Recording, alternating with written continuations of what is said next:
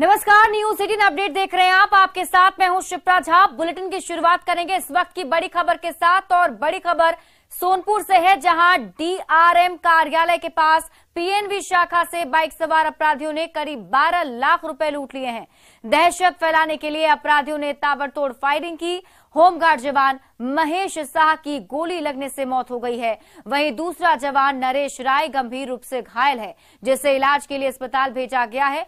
घटना के बाद से पूरे इलाके में हड़कंप मच गया है। पुलिस की टीम नाकेबंदी कर जांच पड़ताल शुरू कर चुकी है, लेकिन अपराधियों के मनोबल का अंदाजा लगाया जा सकता है। जहां सुरक्षा गार्ड को गोली मारकर अपराधी बैंक लूट लेते हैं और आराम से फरार हो जाते हैं। सीसीटीवी में लुटेरों की तस्वीरें कैद हो चुकी हैं, जिसमें बाइक पर सवार होकर 3 लुटेरे भागते हुए नजर आ रहे हैं।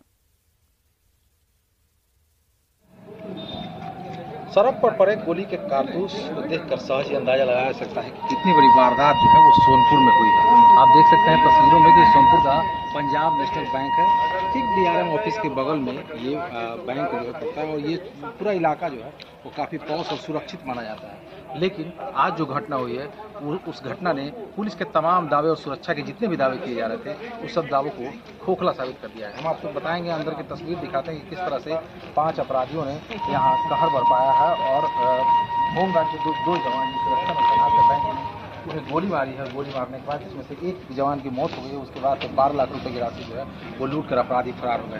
देखिए एक तस्वीर ये भी है, ये बैग जो है इसे पुलिस ने यहाँ पे बैग छूटा हुआ है और ये बताया जा रहा है कि ये उसी अपराधी में जो लोग थे अपराधी उसमें से किसी एक का बैग है जो यहाँ पे छूट गया है, जिसके आधार पर पुलिस जो है वो छानबीन करने में जुटी है। अब देखिए ये बैंक है, ये पंजाब नेशनल बैंक है और आप यहाँ की तस्वीर देख सकते हैं कि अब जो एसपी यहाँ पे आए थे, सारण छपरा के जो एसपी गौरव मंगला आए थे यहाँ पे, उन्होंने घंटों छानबीन की है और छानबीन करने के बाद जो अंदर कर्मचारी हैं उनसे पूछताछ की है।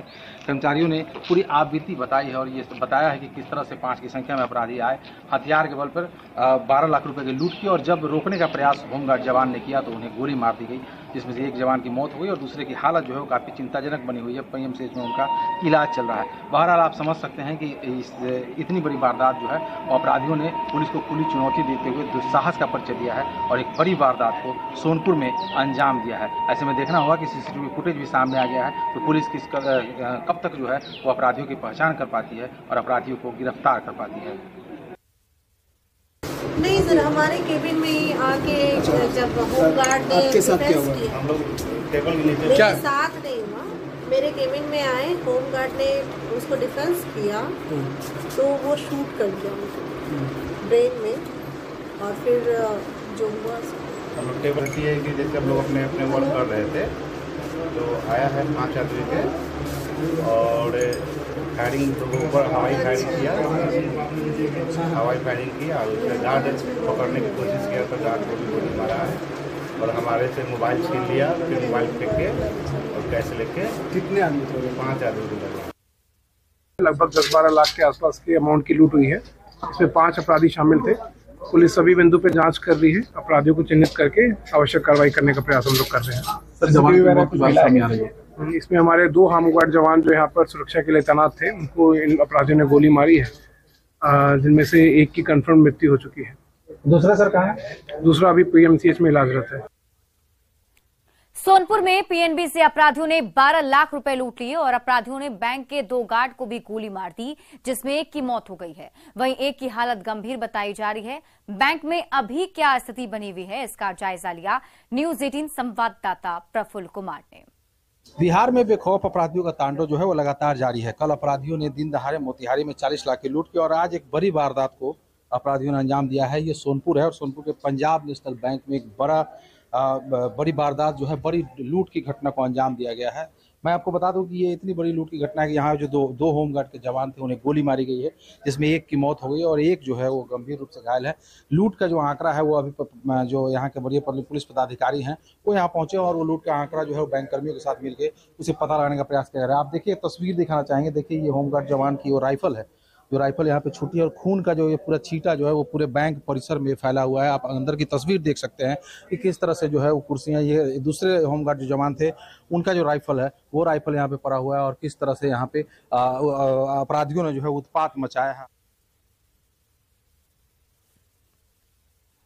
समस्तीपुर में मार्च महीने में हुए बैंक लूटकांड का पुलिस ने खुलासा कर दिया है। पुलिस ने 4 अपराधियों को गिरफ्तार किया है, जिनके पास से 23 लाख से अधिक कैश और लूटकांड में प्रयोग किए गए बाइक और हथियार बरामद किए गए। एसपी ने बताया कि पूरे मामले की जांच के लिए 4 टीम का गठन किया गया था। सभी टीमों ने पूरे मामले की बारीकी से जांच की और पुलिस को ये बड़ी सफलता हाथ लगी है।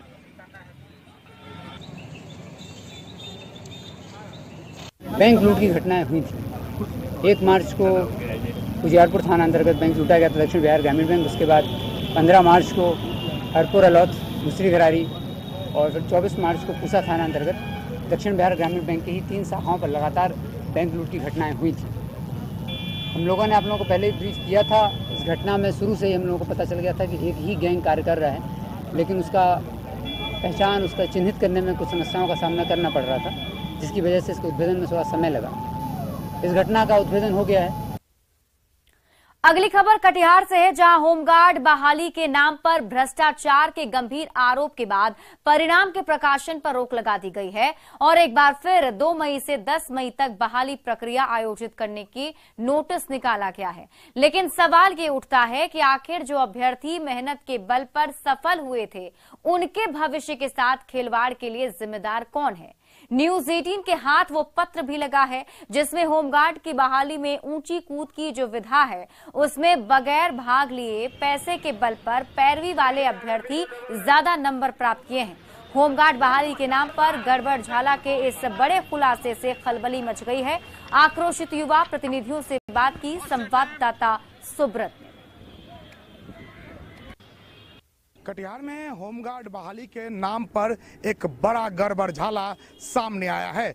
न्यूज 18 के हाथ वो पत्र भी लगा है जो इस घोटाले की वजह बताया जा रहा है। और बड़ी बात यह है कि अब ये पैनल को पूरी तरह कैंसिल कर दिया गया है और फिर से 2 मई से 10 मई तक ये होमगार्ड की बहाली की परीक्षा लेने की बात कही जा रही है। लेकिन सवाल उठता है कि आखिर इसकी वजह क्या पड़ा, इसका जरूरत क्या है। कुछ लोग हमारे साथ हैं, आइए बात कर लेते हैं क्या हुआ था होमगार्ड बहाली के नाम पर और क्यों ये पैनल कैंसिल कर दिया और आखिर होना क्या चाहिए।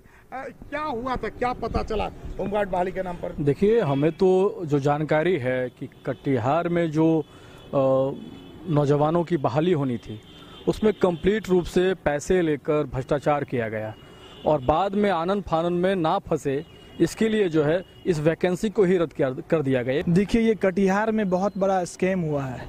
आप देख सकते हैं जो पत्र आपके पास है, इसमें वीडियो में छात्र है नहीं, अभ्यर्थी है नहीं, उसको नंबर दे दिया गया है। ये कुल मिलाकर यहाँ के पूर्व अधिकारी, जिलाधिकारी के मिली भगत से इस बहाली में जितने भी पदाधिकारी जुड़े हुए थे, सबके मिली भगत से ये बहुत बड़ा स्कैम है। 2011 में जो बहाली निकला था होमगार्ड का, उस होमगार्ड का 2011 के बहाली को 2022 और 23 में उसका दौड़ लिया गया, फिजिकल लिया गया।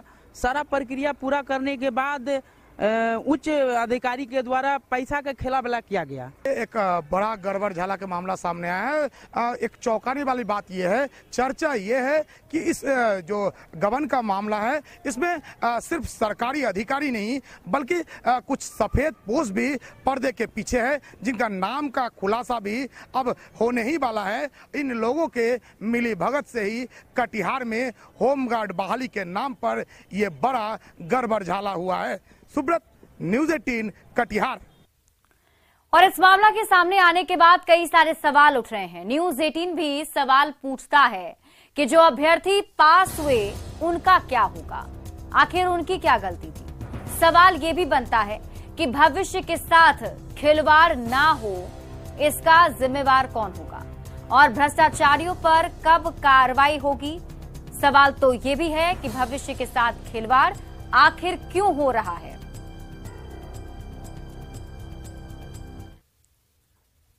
बढ़ते आगे, नई शिक्षक नियमावली पर अब सरकार के लिए मुसीबत बनती जा रही है। आज नियोजित शिक्षक संघ ने गोलबंद होकर सरकार पर हमला बोला। पटना में एक ही मंच पर कई संघ के नेताओं ने बैठक की और बड़े आंदोलन की चेतावनी दी। शिक्षक संघ के नेताओं से बात की हमारे सहयोगी रजनीश कुमार ने।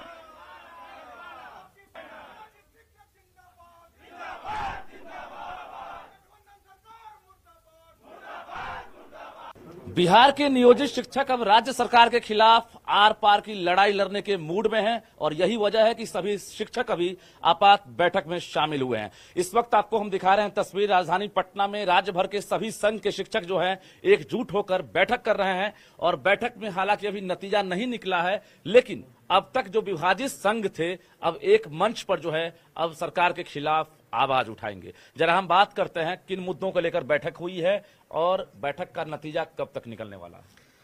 हम लोग केवल और केवल इस मुद्दे पर विचार कर रहे हैं कि बिहार के तमाम शिक्षकों को हम लोग किस प्रकार से इस निर्णायक लड़ाई में सभी लोगों को एक साथ हम सड़क पर लाएं, किस प्रकार से लड़ें। और इसके लिए अभी तक लगभग 20 संगठनों के हमारे प्रतिनिधि यहाँ उपस्थित हुए हैं और यह 2020 में जो हम लोग का आंदोलन हुआ था उसके बाद एकजुटता का यह बहुत बड़ा आज संदेश है। सभी लोगों ने अपनी एकजुटता प्रदर्शित की है और हम लोग लड़ेंगे इस सरकार से। सरकार ने जो यह हम लोग को धोखा दिया है, जो छलावा किया है, जैसे जादूगर आता है रुमाल दिखाता और कबूतर निकालता है, उसी प्रकार से ये रुमाल दिखाकर कबूतर निकाल दिए। जो पहले नियमावली का इन्होंने प्रारूप जो दिया था सभी विभागों से अनुमोदन के लिए, स्वीकृति के लिए, वह 10 जनवरी को टाइप हुआ था। मैं आपको दिखा रहा हूं कि यह जो पास होकर के आया है कैबिनेट से, इसमें टाइप किया हुआ डेट है, ये समझ रहे हैं नहीं, ये मैं आपको पर्दाफाश कर रहा हूं यहाँ पर। यह 7 तारीख को प्रिंट होता है, यह नियमावली 7 अप्रैल को प्रिंट होता है और 10 अप्रैल को नोटिफिकेशन हो जाता है। यह तो सत्ताधारी दल के जो सदस्य हैं, जो पार्टी के लोग हैं, उनको भी नहीं पता चल सका। तो ये नागवार क्यों गुजर रहा है?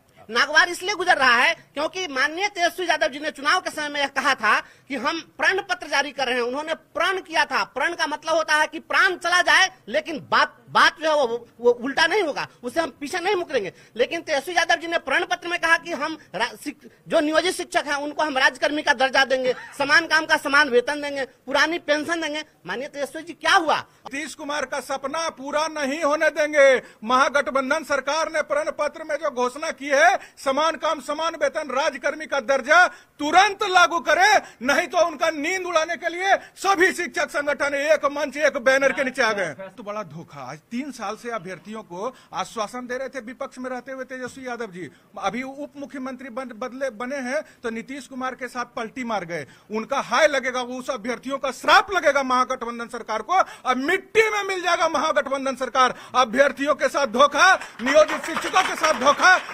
श्राप लगेगा और बर्बाद हो जाएगा महागठबंधन सरकार। ये सरकार की शिक्षकों का शोषण करने की साजिश है। इस साजिश के खिलाफ तमाम शिक्षक संगठन गोलबंद होकर के हम लोग इसका विरोध करेंगे। और सबसे बड़ी गलती कि नौमा फेल जो थे नेताजी, उनके चक्कर में हम लोग पड़ गए और उनके लिए भी परीक्षा का आयोजन होना चाहिए। बिहार के जितने भी जनप्रतिनिधि हैं उन जनप्रतिनिधियों को भी बीपीएससी से परीक्षा से गुजर करके जो नेतागिरी करना चाहिए। देखा जाए तो तकरीबन 20 संघ जो है फिलहाल एक प्लेटफॉर्म पर नजर आ रहे हैं और सभी अब जो है सरकार के खिलाफ बड़ा फैसला लेने वाले हैं। कैमरामैन सुबोध के साथ रजनीश कुमार, न्यूज 18 पटना। बेगूसराय के साहेबपुर कमाल थाना का एक वीडियो सोशल मीडिया पर तेजी से वायरल हो रहा है। एएसआई मनीर हुसैन खुलेआम रिश्वत लेते दिखाई दे रहा है। वीडियो में दिख रहा है कि एएसआई एक चाय दुकान के सामने बैठकर एक युवक से 2000 रुपए रिश्वत ले रहा है। हालांकि वीडियो सामने आने के बाद बेगूसराय के एसपी ने तत्काल प्रभाव से आरोपी एएसआई मनीर हुसैन को निलंबित कर दिया है। बताया जा रहा है कि बिजली विभाग के किसी केस के मामले में आरोपी एएसआई एक आरोपी से रिश्वत मांग रहा था। उसी वक्त किसी ने एएसआई और आरोपी का वीडियो बनाकर वायरल कर दिया। कटारी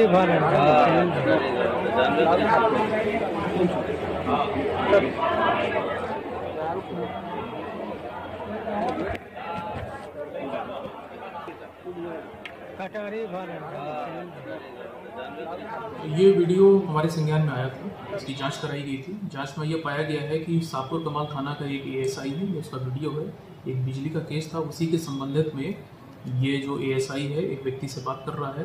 पूरा वीडियो देख के एक चीज़ स्पष्ट है कि इनका आचरण जो है वो संदिग्ध पाया गया है।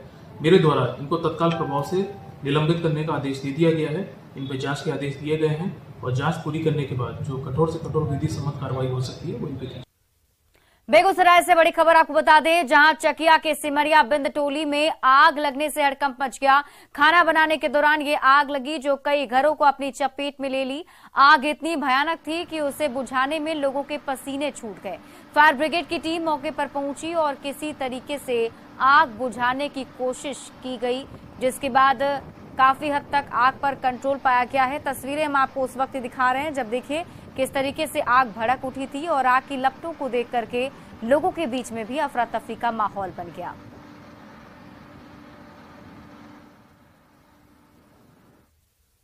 गोपालगंज में पछुआ हवा के बीच आग ने किसानों पर कहर बरपाया है। खेतों में तैयार गेहूं की फसल जलकर बर्बाद हो गई। एक साथ फुलवरिया और मांझा थाना क्षेत्र के गौसिया गांव में आग लगी है। दोनों जगहों पर हुई अगलगी की इस घटना में 10 बीघा से ज्यादा तैयार फसल जलकर बर्बाद हो गई। हालांकि फायर ब्रिगेड ने समय रहते आग पर काबू पा लिया, जिससे आसपास के इलाके की फसल बचाई जा सकी।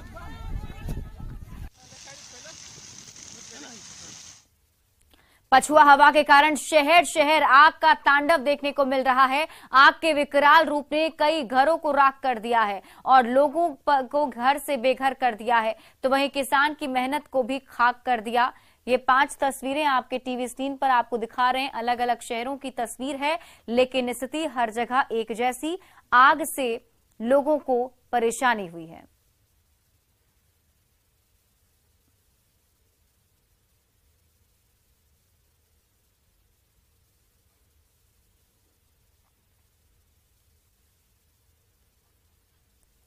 और फिलहाल इस बुलेटिन में अभी के लिए बस इतना ही। आप देखते रहिए न्यूज़ 18 बिहार झारखंड।